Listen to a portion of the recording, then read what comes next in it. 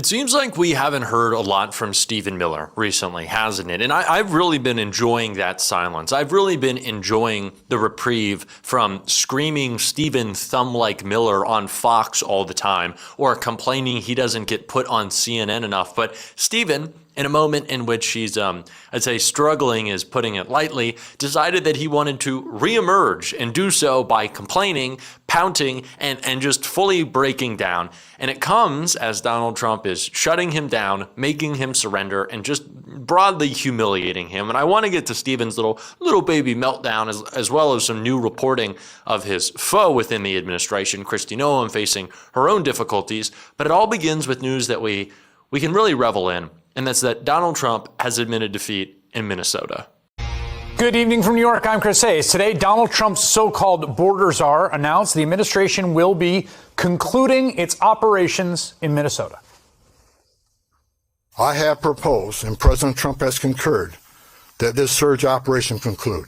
There will be some security teams staying here, the QRFs, until we're assured that those agitators' incidents either stay low or further decline. I'm not going to remove everybody out of the safety of our officers, but like I said, and Operation Metro Surge is ending. Now, people on the ground in Minneapolis, St. Paul, across the state, observers across the country are understandably pretty apprehensive about declaring any kind of victory, because we have heard rhetoric like this from the Trump administration, including from Tom Homan a few weeks ago. So right now we have to wait and see what they actually do. There are still today reports, anecdotal, of ICE activity throughout the city.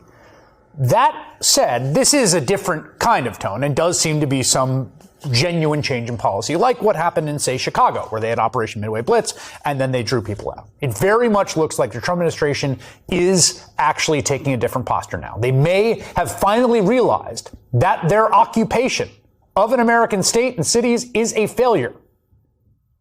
Because clearly they thought they were going to storm into Minneapolis and crack some skulls and undertake an explicitly racist project to harass and slander and terrorize the non-white citizens of the Twin Cities, particularly Somali Americans, and be rewarded for it politically. Instead, everyone there hated it. It has been overwhelmingly unpopular across the ideological spectrum in an incredibly diverse city. People stood shoulder to shoulder with their neighbors. They went into this incredible mode of civic resistance, unlike anything I have ever seen up close. They organized food drops for folks who were scared to go to the grocery store. They drove their friends and neighbors afraid to take public transportation, sometimes laying low in the backseat of a car so they couldn't be spotted by ICE. They organized school patrols at basically every school and daycare in the entire metro area. In 5 degrees below zero, they patrolled the schools every morning, every day at pickup, to make sure that kids and parents or teachers were not just snatched away at the bus stop or when they were dropping their kids off.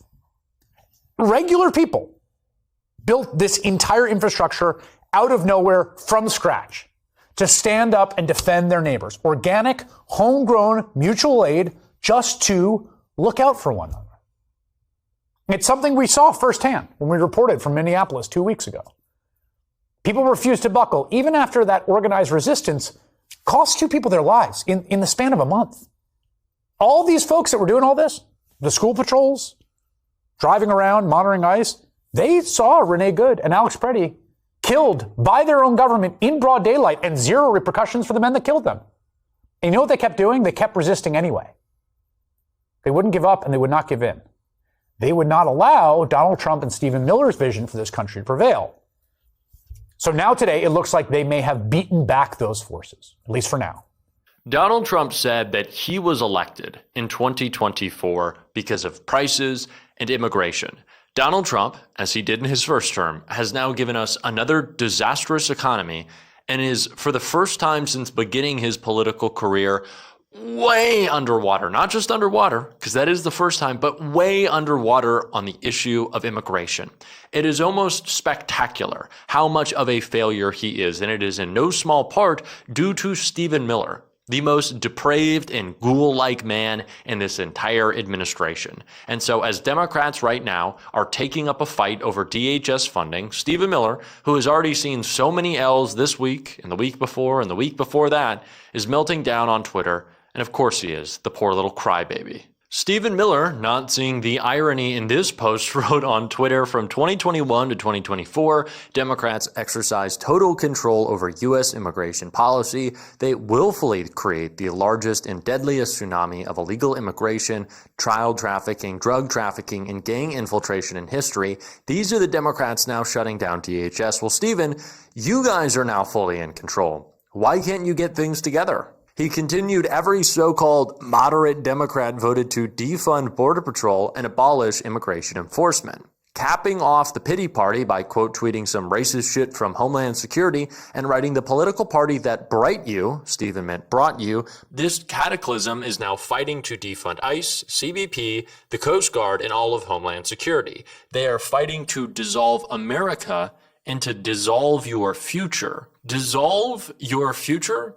Stephen, isn't your boss ripping up every little bit of climate policy there is? That sounds more like dissolving my future than America not being, the white homeland that you mistake it from. Like, Stephen Miller is a racist bigot, and he views everything through the little horse blinders of everyone should look like me. Why would anyone want to look like Stephen Miller? As I've said before, you are a ghoul. But your racist posting isn't going to work, Stephen. Public opinion has gone the other way. You have failed to both get the numbers that you want, to get the public support that you want, to have the support from Donald Trump that you want. And it is funny that Stephen Miller is saying, Democrats are shutting down the government. Democrats are doing this, man. At the same time as he is also saying Democrats had control of government over Joe Biden, and it's all their fault. Stephen, you have control. I don't know if you know this. You do have control of government right now. So if it's the Democrats' fault, you're just ceding the fact that you're weak. And you are. But they know that they have failed on this issue, and so they have to drum up some narrative. But what is so difficult for them to realize right now is that Donald Trump in the past has been able to lean on his racist tropes. He would always go back to the caravans and to the border and whatever he was saying.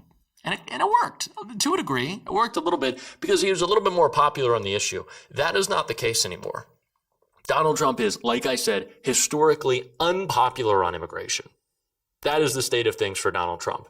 And it's only getting worse as people continue to learn more about the corruption and chaos going on within DHS.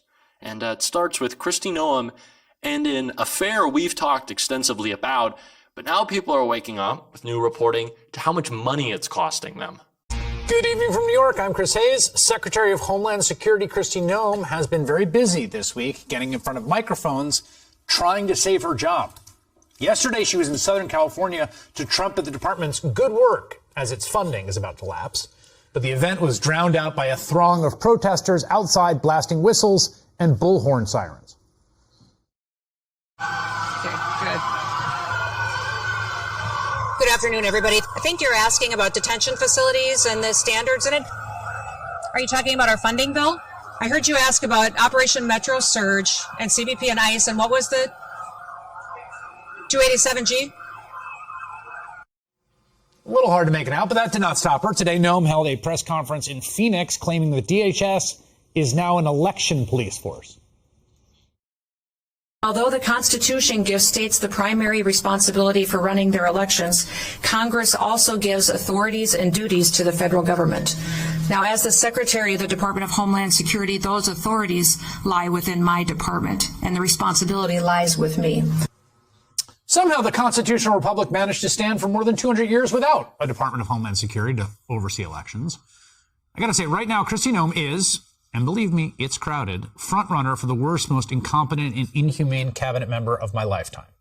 She's trying harder than ever to project strength because she's unpopular, and this is important, even within the Trump administration. The latest evidence of that comes from one of the most devastating pieces of political reporting I can remember. A new investigation into the bizarre behavior of Noem and her unofficial number two, Trump confidant and accused sexual harasser, Corey Lewandowski. According to this incredible piece in the Wall Street Journal, who spoke with multiple administration officials, Noem and Lewandowski are causing chaos in DHS, berating senior staff, giving polygraph tests to employees they do not trust, demanding expensive perks, like extremely expensive perks, and in one case, firing a U.S. Coast Guard pilot after Noem's blanket was left behind on a plane, according to people familiar with the incident. The piece also deals with Lewandowski and Noam's close relationship, noting how, quote, after photos in the Daily Mail showed Lewandowski going back and forth between his apartment and Noam's across the street last year, the secretary moved into a government-owned waterfront house on a military base in Washington. The pair, who are both married to other people, have publicly denied the reports of an affair, but people said they do little to hide their relationship inside the department. The DHS spokeswoman said the department doesn't waste time with salacious, baseless gossip. The Journal noted also that Lewandowski and Noam have lately been using a luxury 737 MAX jet with a private cabin in back for their travel around the country, according to people familiar with the matter. A $70 million plane that, in official documents, is earmarked for high-profile deportations, sources told the paper. At the same time, the story relates how even red states like Florida and Georgia have been waiting on funding from DHS for emergencies they've had, because Noam and Lewandowski have reportedly taken a lead role in reviewing contracts. At one point, I think all contracts over $100,000 had to cross her desk, and several officials inside the department said contracts and grants are being awarded in an opaque and arbitrary manner. And it appeared Noam was keeping tabs on how much TV time she got. Journal says she routinely berated staff if she saw border czar Tom Homan on TV and kept track of both of their appearances to make sure she was on TV more than him, according to people familiar with the matter. The DHS spokeswoman, who would only speak on background, said that was false. And then there was the blanket incident, in which Noam had to switch planes after a maintenance issue was discovered, but her blanket wasn't moved to the second plane, according to people familiar with the incident. The Journal writes, the Coast Guard pilot was initially fired and told to take a commercial flight home when they reached their destination. They eventually reinstated the pilot because no one else was available to fly them home. Not only are these people deeply evil, they're deeply messy, and it's costing you millions of dollars. It's costing you millions of dollars. Kristi Noem isn't just being a gross, there's a lot of words I could say. Let me pick and choose, because I don't want Kash Patel to bang down my door. How will we go politely? Adulterer. Kristi Noem loves affairs. Kristi Noem loves cheating on her husband, but she's doing it with your money.